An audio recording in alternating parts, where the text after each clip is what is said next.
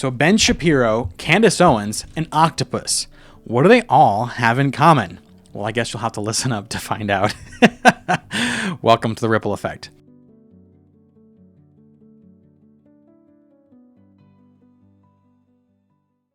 So to start off with, I'm actually going to go into the affordability crisis that's been going on with housing.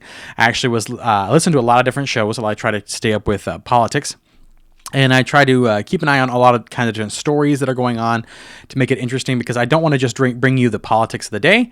I want to make it interesting, and I want to give you perspectives that are unique, right? So I'm obviously not a wealthy podcaster, so I can give you a perspective, a unique perspective that someone like a Ben Shapiro or Candace Owens, even honestly, or Matt Walsh, Michael Knowles, Glenn Beck. I can go through a list of hundreds of podcasters can't give you, and I'm going to try to give that today. So the affordability issue with housing specifically is kind of what's gotten everyone excited, because Trump came out and said that he was going to do a 50-year mortgage. And there's obviously some major issues with a 50-year mortgage. The number one being that it's 20 years longer than a 30-year mortgage. And I don't know if you guys are like me, but when I went to pay off my first car that I paid off, when you saw that number getting down lower and lower, it incentivized you to finish it and get it off your plate and to get rid of that debt, right? The problem with not having that and having a long-term debt burden is that you lose track, you lose focus, and you lose care. And eventually it's easy to roll it into something else. And so 50 years is just going to make it that much longer. Plus, I'm 34. If I got a loan right now for a 50-year mortgage, by the time I finish paying it off, I'd be 84. That's wild. So that's step one. Step two is the fact that the root cause of the affordability issue, or the reason why they wanted to do the 50-year mortgage, is because of how hard it is to get a house. Believe me, I know it's very, very difficult in California. Some of the houses that we're looking at that, with my income where it is, we'd be able to live like kings in so many other areas of America, because, you have a construction job. It's going to be good. It's going to be decent, right? But Ben kind of went off on the wrong perspective on this, if you ask me. And this is kind of, I'm going to hit on both sides of the right now, the right that I like and the right that I don't like, if you want to call them that way. But Ben was talking about how one of the perspectives that was offered to help reduce the cost of homes is to not allow big corporations to buy them. So there's been this proposal because a lot of companies, corporations are buying out single-family homes, including specifically Blackrock. And I forget what the percentage was. It was an incredibly high percentage of single-family homes that are owned by Blackrock. And a lot of, consumers out there are obviously upset, saying, well, why would we have so many people not able to have houses because BlackRock's buying them out, and because they can afford to buy a house at a loss, right? Buy it for more than what the value is. They're able to then jack up the prices in the area and then increase the value of their homes and then be able to sell them. Well, the thing that Ben Shapiro points out is, well, if you don't have BlackRock, then if they can't buy the houses, then who's going to build them?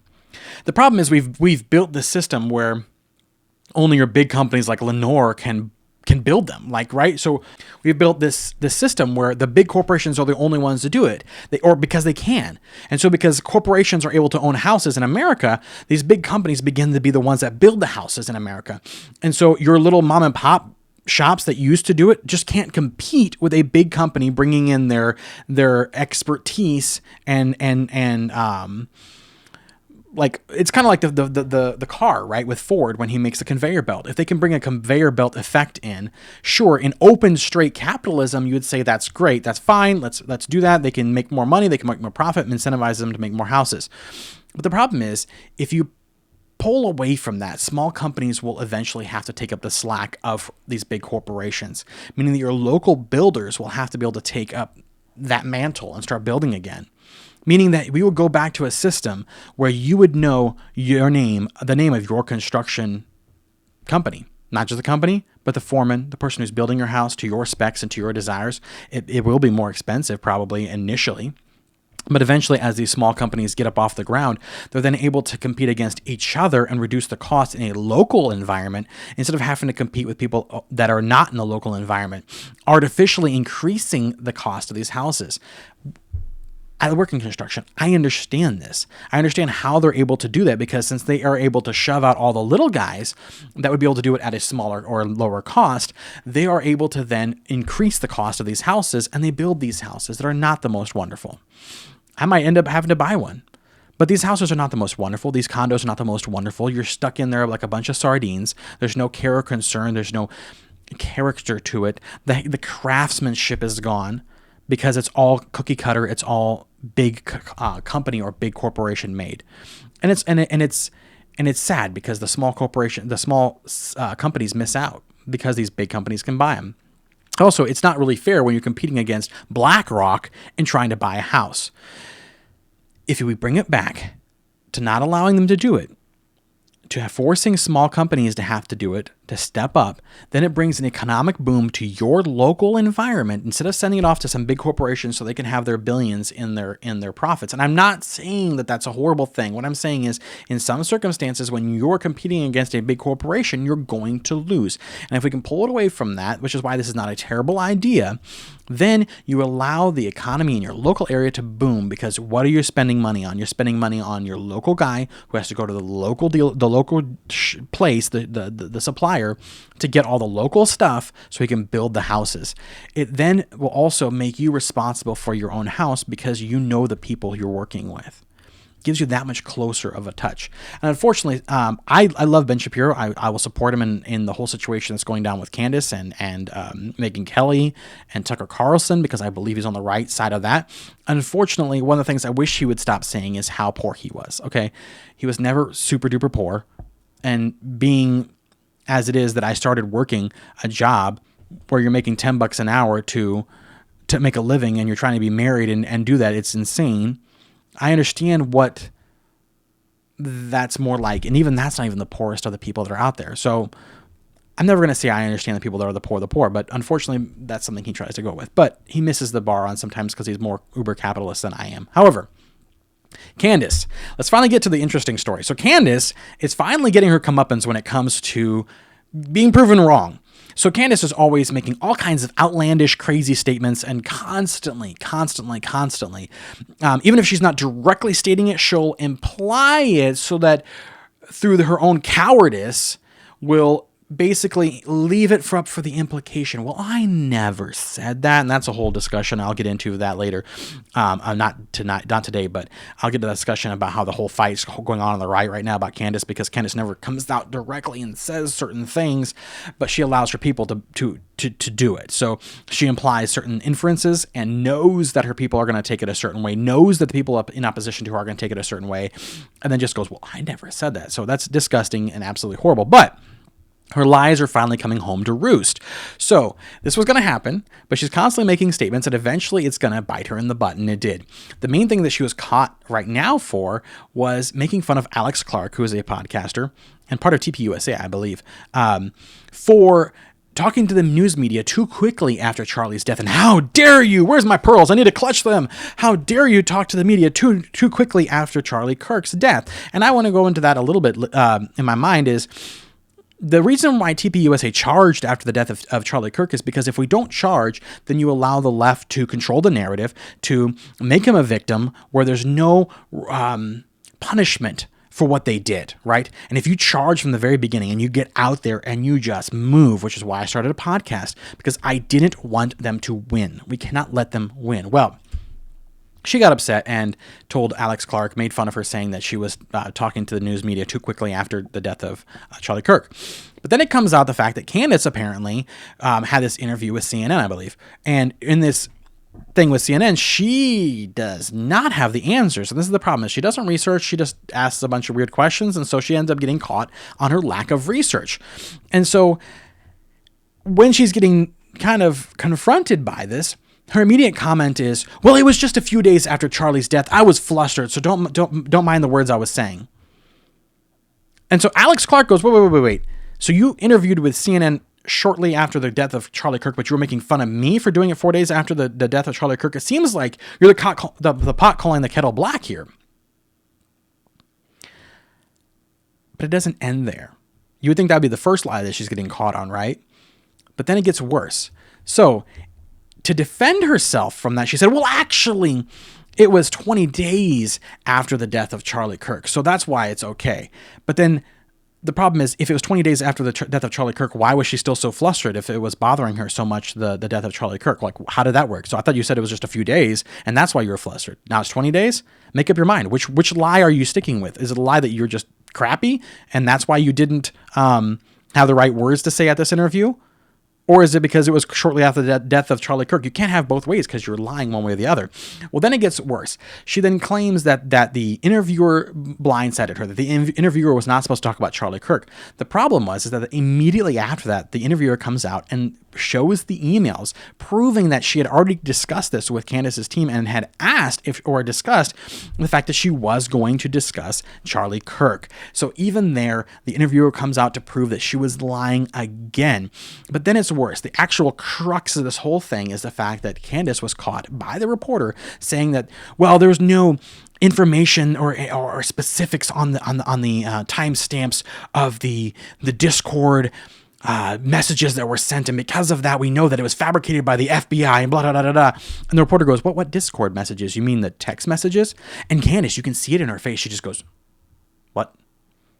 And she realizes that she's caught because she didn't do her research and was just throwing things out there, and has to back down from her position because they were text messages. They weren't Discord messages, and her whole premise that she had built was built off of that. And just seeing that get caught, it was actually quite funny. Now, I want to give you a summary of why I think that Candace is going through all of the stuff that she's going through. Now, mind you, this is besides her normal narcissism. This is a special thing. So, pardon my printer. It decided to kick on, and I don't know what it's doing. But it's not printing. That part I know. My summary, and in my opinion, so that I don't get in trouble, I want to say this. I think Candace is a woman who fell in love with Charlie Kirk. You can see it in her eyes when you have the pictures of them together, that she was in love with Charlie Kirk. And I think after he got married to someone else, she was hurt. I think she ended up getting married to someone, different, and maybe she loves that person. I don't even care about that part. But I think she sees in Erica Kirk the person and the victim who she wanted to be. She had, when Charlie Kirk was shot and killed, she jumped on it because she thought that that's who she should have been.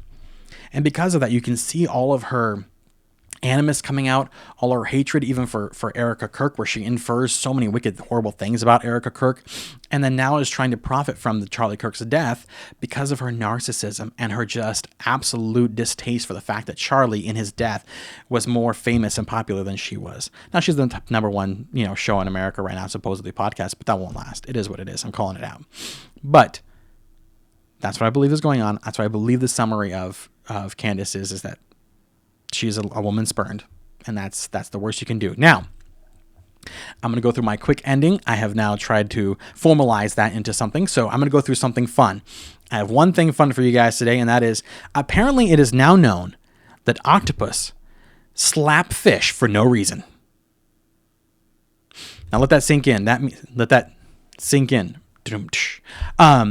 That octopus go around and just decide that they are irritated or upset with that fish, and they smack them. They don't know if it's for humor or for fun, but we know octopus are intelligent, and so they started smacking fish. So if you're underwater and you're a diver, and I know some of my family members are divers, if you see an octopus, just watch out. Maybe he's smacking fish. You never know. Here's some quick facts I wanted to run through before we go. The shutdown is now over with very small changes to the CR, or the continuing resolution. They passed it. It's done. The vote's been finished, and not too much has changed from the original CR that was sent up to the Senate. Wow, I'm blowing up today. Next is, Windows does not necessarily mean a window seat when you're on a plane. Apparently, United is getting sued because they were selling at a higher cost window seats without it being a window. So in other words, they say that they do not think it's reasonable for you to expect to have a window on your trip when you pay for a window seat. I think it's unreasonable for you to expect that or believe that. So, I hope United gets everything that they have coming for them, because if I pay for a window seat, I want to see out the window. I don't want to just see a bulkhead next to me. I want to see the window, okay? But I guess they thought that wasn't a for sure thing. Next is Justin Bieber apparently has finally decided to read the Bible, and people are calling him on it and asking, where does he getting these weird ideas from? And apparently he's pointing out what the Bible says about lust, and that if you look at a woman to lust after her, you've committed adultery with her in your heart. And it's surprising the internet. The internet doesn't know how to handle that. Apparently that's hard to believe that, someone could actually believe just the Bible. The other thing is, he stated very hard to swallow that if you hate your brother, you've basically committed murder with him in your heart. You basically killed him in your heart. Now, what he doesn't understand is that's just the Old Testament of thou shalt not murder, thou shalt not commit adultery, being put into the New Testament sphere when Jesus Christ brings it and says, you've heard of old times these things, but I'm telling unto you that if you look at a woman to lust after her, you've committed adultery in her heart. You don't have to even do the act. It's the actual desire in your mind. And then the same thing with murder. If you look at someone and you hate them, then you've as much as committed murder in your heart. And so good on Justin Bieber for apparently reading the Bible. Now, I did want to say as my conclusion, you guys are killing it. I was so happy. I'm so happy. You guys are amazing. We were at, I think, 70, and I was super stoked, and I said I'm so excited to be at almost 100, and overnight, it seemed like it went from 70 to 83. Please just keep sharing the word. If you can just gain one more subscriber, I would like to be able to do this live, so I don't have to do a lot of back and forth.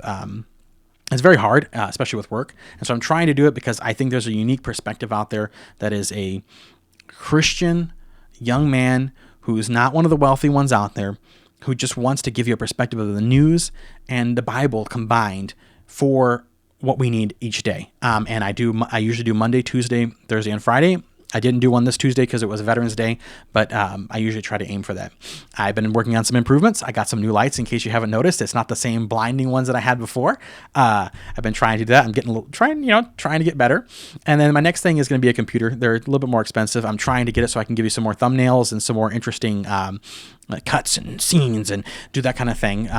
But they're rather expensive. I think that one I'm trying to go for is like an Apple Air, as far as I could figure out from research that I was doing. It's the one I'd probably be able to afford, but it is rather expensive. So don't hold your breath on that one. I will get there eventually, but I just kind of have to do this with spare money as it comes up. So it makes it interesting.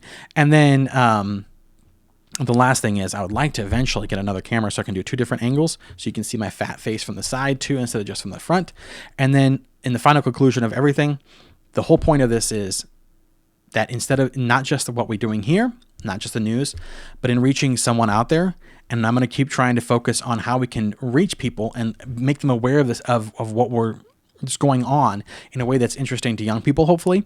But remember, it's the E1R1 project. It's everyone win one, or everyone reach one project, and attempt every day to reach one person. And if you can just reach one person, even in your lifetime, reaching one person, you've succeeded in so many ways that many people will never have.